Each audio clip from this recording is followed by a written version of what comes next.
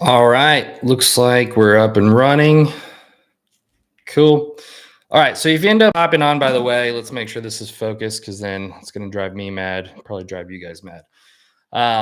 If you guys end up joining in live, drop your comment or question or whatever, because the whole point of this is actually give live feedback and help with sales guys or with, business owners or with sales leaders.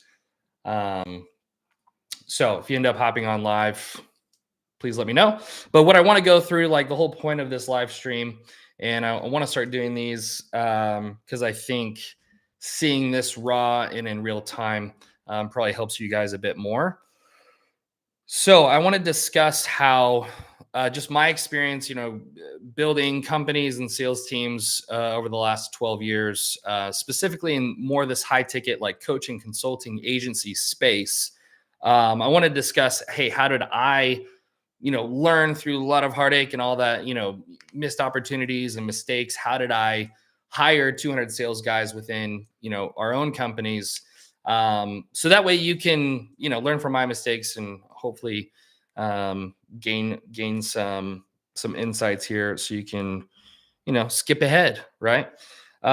So the three components that I want to chat through when it comes to hiring salespeople, the first part is obviously the interviewing and just what are the best practices that I found when it comes to interviewing salespeople. How should you interview? How should you take applications? What's the process of those interviews? So that'll be the first part.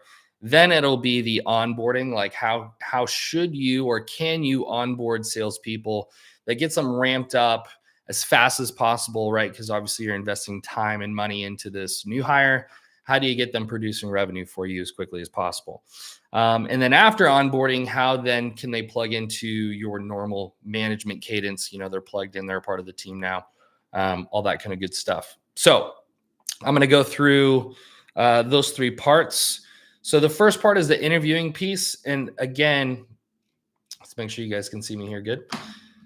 If you have a comment or question or something, post it in the chat if we're going live. And, even if this gets uploaded after the live, if you have additional questions, me or my team will try and answer them and help you out. So the first part is obviously the interviewing part. Let's make sure you guys can see this.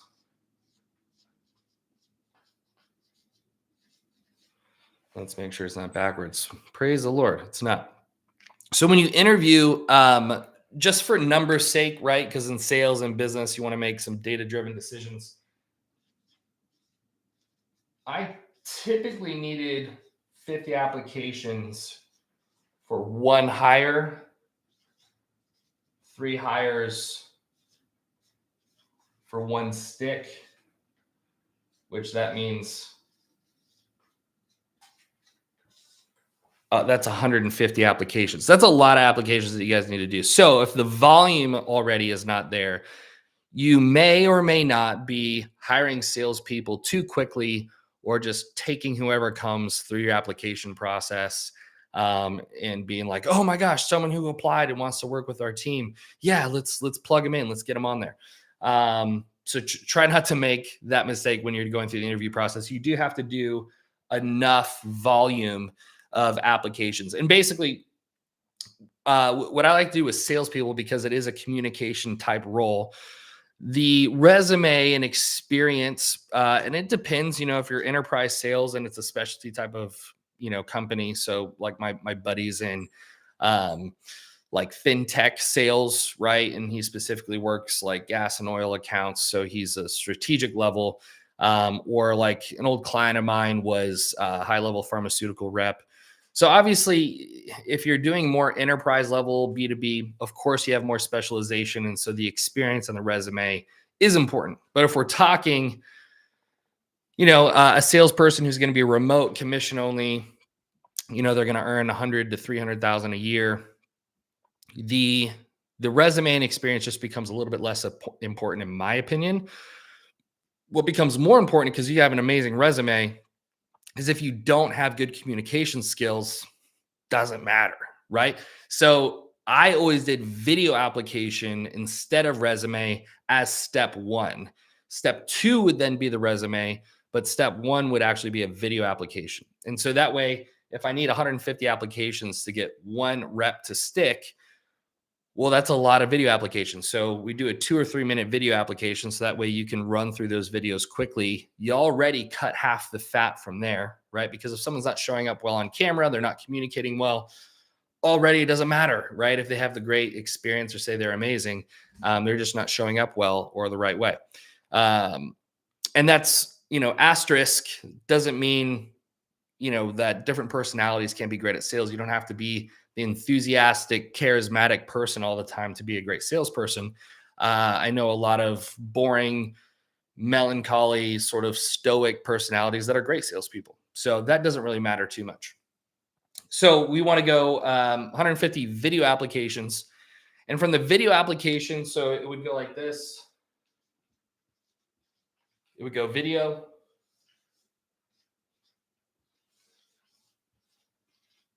Into a group interview. The group interview, the reason I like that is, again, it's such high volume to make a hire.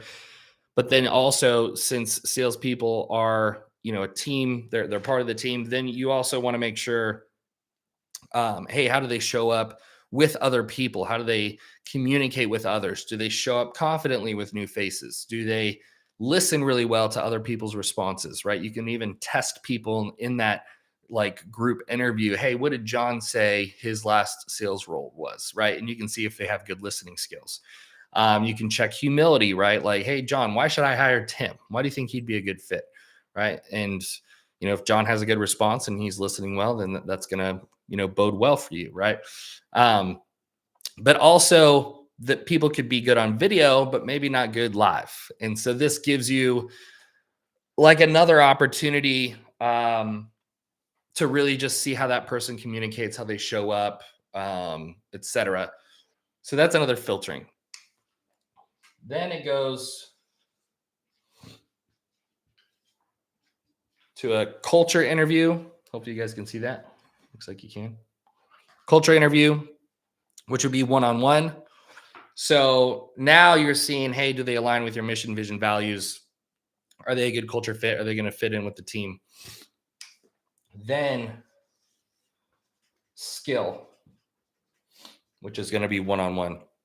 And that skill interview, I'd recommend you have 3 scenarios. Hey, this type of prospect, here's his objection, go. Right? Hey, I'm going to be this type of prospect, with this issue. Take me from the top of the sales call. Go. Let's role play. And you basically have a skill interview and see, hey, do they have the competency that they're saying they have? Is that true? And you can figure that out.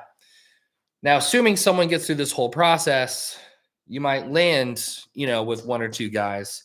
And I would recommend, if you're going to try and hire one, you hire 2, because one of them is going to fall off. Or if you're trying to hire 2, then hire 4, because 2 are going to fall off, so on and so forth. So that's step 1, which is the interview. The next part then, after the interview, is going to be your onboarding process. And so how do you onboard salespeople to get them ramped up?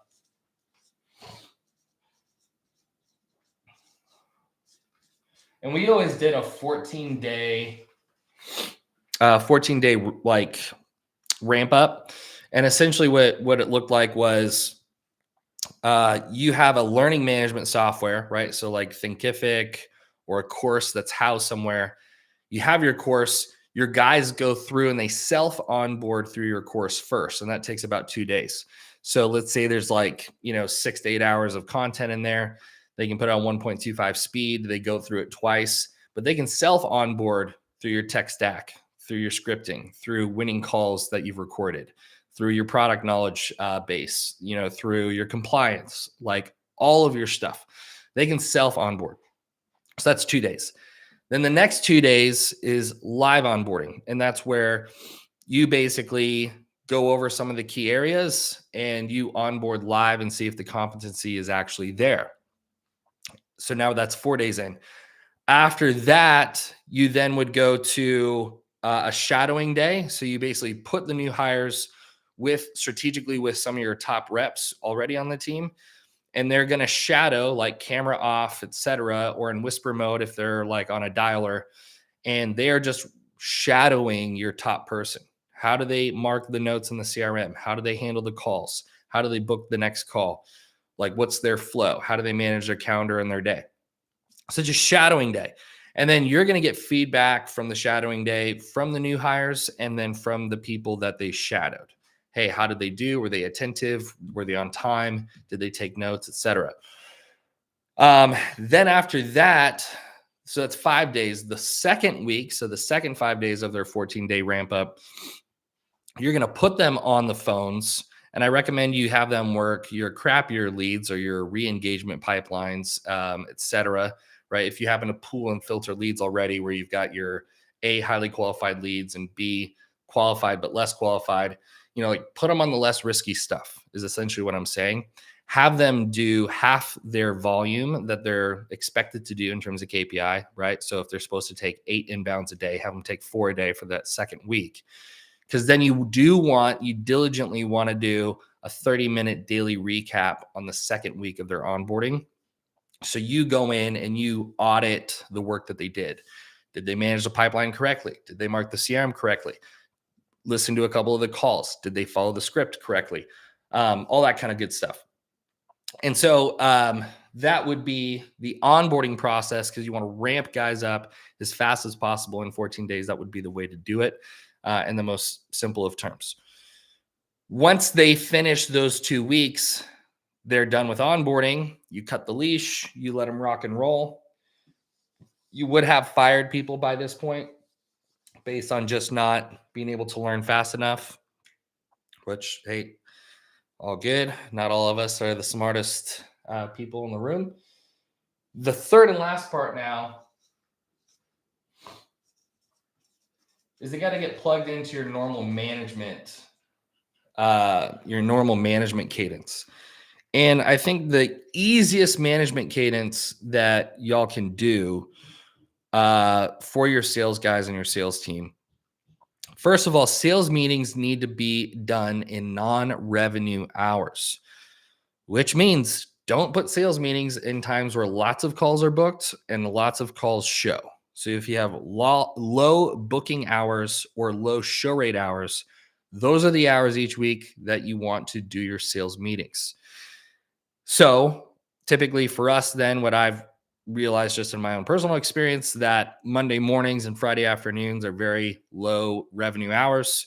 That's when we do sales meetings. So Monday morning is going to be like your L10. So if you're familiar with EOS, right, you have your L10 meeting where you're going through like a pulse check. How are they doing mentally, physically, spiritually, all that kind of stuff. Going through any new initiatives, doing some like call outs and telling people who did well, who's under KPI, who's at KPI, who's crushing it. And then an issues list, right? So, hey, everyone's got issues in the company. What are the issues that we need to resolve and solve for? That would be your weekly L10 meeting. The other meeting then is what I would call a power hour meeting. And your power hour meeting is just drilling down on the script and sales process, role playing, reviewing calls live, all that kind of stuff. So that would be your typical management cadence that you have with your team. And that should work fairly well. Even if you're founder, leading the sales team, you don't have a sales leader or director yet. Or if you have a sales leader director who does some sales and some sales leadership, this works really well for that. All right. And so that would be the management cadences, the L10 every Monday, and then Monday mornings, and then like your power hour sales training on Friday afternoons. That would be the best. And then in terms of quality assurance, right, making sure that you guys, because you're not going to be able to listen to every call, but you do want to check quality. The way to be basically like creating a knowledge base with your script, your SOPs, et cetera, plugging that into a custom GPT, right? Create a prompt for a scoring rubric, which scores based on discovery, problem identification, right? Future pacing, presentation, and objection handling, let's say. and there's a score on each of those 5 buckets. You score every call, and the way that you do it is when your Zoom call finishes its recording, it transcribes, goes through that custom GPT through the scoring rubric. The output is the score and summary, and that score and summary then gets pushed to a Slack channel of like all your call booking summaries. And that way you as a sales leader can now look at least the scores to know which ones you should go back and listen to manually. And then that is the true north for which calls do you review and what do you drill down on your power every week. So hopefully that's helpful. Basically went through when it comes to hiring salespeople, how to interview, how to onboard in 14 days, and then how to plug into a management and training cadence. Again, if this was helpful, let me know. You can comment, etc. And then we'll probably be doing more live streams. And again, I don't care how many people come. I just need to be consistent with this, and I want to help sales teams be awesome. So let me know, and I'll catch you on the next one.